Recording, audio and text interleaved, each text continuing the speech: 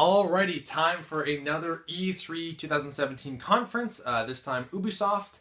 And I thought that, considering it, the thing is that whenever I watch like something like EA or Bethesda or Ubisoft, and you're not watching one of the major, either Microsoft, Sony, or Nintendo, where it's the actual companies that have the systems themselves, there's only so much that a developer can show. So considering that, I thought that they did a pretty good job.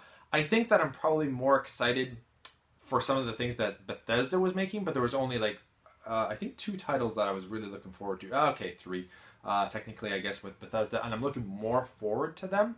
But overall, I think Ubisoft did a better job, if that makes any sense, for what they showed. So they showed 12 games, and they started it off with Nintendo's Mario Rabbids Kingdom Battle. So, fusion of Nintendo and Ubisoft together. I think it's Ubisoft that's making the game, which is, it was leaked, which is unfortunate because then I saw that, okay, this is what they're going to be making. And at the beginning I was like, oh god, a Rabbids game. I'm still not fully sold on having Rabbids in this game. However, the battle system looked pretty damn interesting. So it's a grid turn-based game, so a strategy game. And I love turn-based games and I love strategy RPGs, so this is like, ooh, I'm gonna kind of like this. And they had Mario and two rabbits kind of going around and doing things on this grid, moving up, and then they could actually have specials where they could throw them or go into these holes.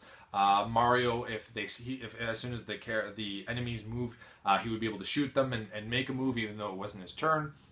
And they said that there was a lot more later on in the game. Like, those were just kind of the basics of the battle system. They showed a bunch of different worlds. The ice world looked kind of fun, and just different biomes that they would go through as the game would progress. The only thing, I was watching it with Kevin from Team Beardage. We were both on Skype and watching it at the same time. The thing that he noticed is that it kind of looked like you just kind of walked around into another battle. Kind of in the sense of Final Fantasy 13, that's just very linear. If that's the case, that kind of sucks. But if there's more exploration, like I'm thinking of like Super Mario RPG, there's not really a lot of places that you can go. There's enough, but if it's similar enough to that, then I'm okay with it. I would just, why can't they just do another Super Mario RPG? I know it's because of Square, probably, that they'd have to come to an agreement with them, but do it. I think it would do really well, especially with the Switch now. I think it's going to do very well for itself. Obviously, we're going to see probably more of that within the next year or so to see how how much it can really pick up. But I think that if this game does fairly well, then I think that there would be room to talk about possibly having another Super Mario RPG. That's what I would like. But in the meantime, I am interested in this. I do want to see more of it, though, before I really sink my teeth in and decide to actually buy it. And then they showed some more Assassin's Creed Origins. Kind of just like a mashup of a bunch of different things that was going on in the game. It looks good. I will say that it looks good, but there's only so much that you can show, I think, in Assassin's Creed unless you really change things up. So I'm like, okay, I'm probably going to pick this game up at some point. I don't need to be sold on it anymore because there's only so much you can do. Then they showed The Crew 2, and I do have the first Crew. I haven't played it yet because I basically just got it for free, and it looked kind of fun. The car racing probably was the aspect that I was least interested in, but everything else was kind of like, oh, that kind of looks like it'd be kind of fun. The off-roading actually looked like a blast. Obviously, the airplanes and the motorboating, they all kind of looked fun. Just I would never pay like full price for that game.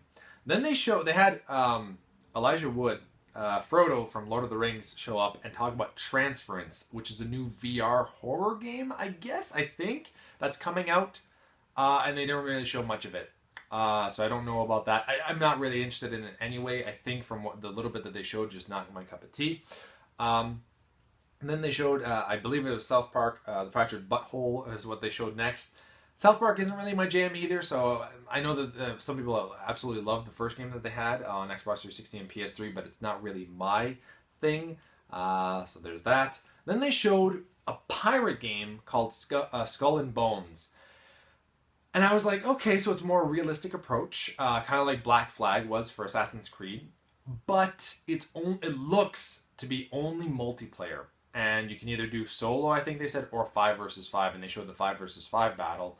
And it looked like you had 5 ships versus 5 other ships, so I don't know if that's actually just 5 people versus 5 people, and you had just one guy kind of operating and going around in the crew, because it made it seem as though you could steer the ship, or you could go up the manholes, or what? No, that's not a manhole. What is that? Where they go up and they use the binoculars there and try to figure out where everything is. And then also they had somebody else shooting the actual cannons, and I was like, well, is that just one person going around on the entire boat doing that, or do they actually have a crew of people on there, kind of all doing their own part? One person steering, one shooting, one's guiding them, kind of thing. I was wondering if that's what was going on. It just seemed like it's more so just about the ship battles, which I want more from a pirate game. Like Assassin's Creed Black Flag is, to me, like exactly what I would want. Or Sea of Thieves if you're going the multiplayer route, which I cannot wait for. I really hope that it's a good game, and I'm looking more forwards to Sea of Thieves than this game. I really have to see a lot more to be sold on Skull and Bones, but interested in it. I will say that. And then they showed Just Dance 2018. And I understand that those games sell. I guess they must be because they keep making them. But I don't know if E3 is where you need to be talking about these. I guess they kind of had to, because I mean it is one of their games that they're working on. But I just feel like the crowd. My goodness, the crowd clapped. So anyway, Kevin and I were like, oh, what are we watching? as they all dance around. Then they showed a new phone game, the South Park Phone Destroyer. I mean, if I was into South Park and I was into phone games, I would like this. But I'm not into South Park or phone games, so I'm definitely gonna skip that. But yeah, for a phone game and South Park, it looked alright, I guess. Then they showed Starlink Battle for Atlas. Now, I'm not interested in this, but it was different. Where they had a controller. Where's the controller? And they had like this figurine of like a toy model ship, starship, that you could rotate pieces off of. I would never want to be playing with that attached to my controller. That's ridiculous. But I was like, yeah, it's kind of cool. Like if you had it on separately and you're kind of switching things out. But I don't know if the games would pause when you're doing that, or if like you'd have to fly away so that you're not getting shot down. I don't know how really that would work. The game itself didn't look that interesting, but it was a different concept. I just not really what I'm looking for, and the dialogue sounded really generic for what they were saying, trying to make it seem more epic than it actually was in terms of what they were saying. Like near the end of the trailer, they were talking in the dialogue, like the actual characters of the game, and it just, I was like, yeah, it's generic. Most of the time, cutscenes are. In video games, I'm not expecting like movie quality things, but I don't. Sometimes when they try to make it sound so much more epic, it actually makes it sound that much more cheesy and not epic. When they do that, I think that. And anyway, I don't know. I'm rambling. Something completely different to what this is. Next up, they showed Steep, which is the winter like skiing and snowboarding game. Not really looking forward to that. I need to see more of it because I mean the SSX games, I think those ones kind of look fun sometimes. So I could maybe pick that up down the line when it's relatively cheap. Then they showed Far Cry 5, and I had never seen that they had mentioned this, but I think this is the first time they mentioned it. There's co-op in the game, and I was like, oh, really? In that case, I really want the game. Because it did look fun. The only thing too that Kevin and I were talking about it as well is that all the games that they were showing didn't look crazy good, and on the stream, and I don't know if that's maybe because they were streaming it, they don't go crazy all out and make it look as good as it does when you actually play the game. But I remember other E3s and being like just wowed at some of the streams that I was watching in the games that they were showing, and I really didn't feel that anything that we had seen for pretty much all of this E3, other than maybe Wolfenstein 2 from Bethesda, the gameplay, not the cutscenes. The cutscenes have been really underwhelming, actually. I find that the gameplay looks so much better than the cutscenes, and that's a video I had done before. I find the cutscenes nowadays are just they're useless almost. But anyway, Far Cry 5, the gameplay looks like it's going to be pretty fun.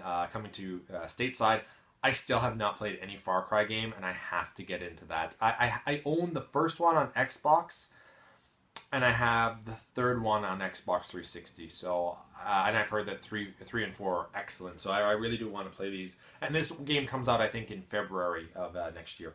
And then they closed it off with Beyond Good and Evil 2. Have not played Beyond Good and Evil 1.